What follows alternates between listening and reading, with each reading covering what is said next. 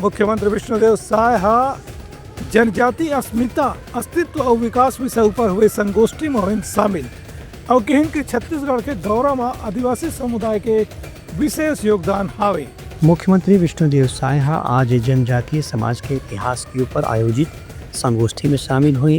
ये मौके में मुख्यमंत्री कहन के जनजातीय समुदाय के लोगन में समग्र विकास व लगातार प्रयास करत है। संगे संग छत्तीसगढ़ सरकार भी आदिवासी समाज के समग्र विकास पर संकल्पित होकर काम करत है। उनकर कहने रही कि भगवान राम छत्तीसगढ़ में ही वनवास के अपन समय बिताए रही, यह माता शबरी से जूठा भेद दिखाए रही हैं। एक से पता चलती कि जनजातीय समाज के भगवान के देवता के और ये अस्तित्व के साथ में कितना आत्मीय रिश्ता रहे हैं। रायपुर के पंडित दीनदयाल उपाध्याय ऑडिटोरियम में आयोजित संगोष्ठी ला संबोधित करत मुख्यमंत्री कहन की हमारे बड़े गर्व की बात है कि आज जनजातीय समुदाय छत्तीसगढ़ में बहुत बड़े संख्या में निवास करते।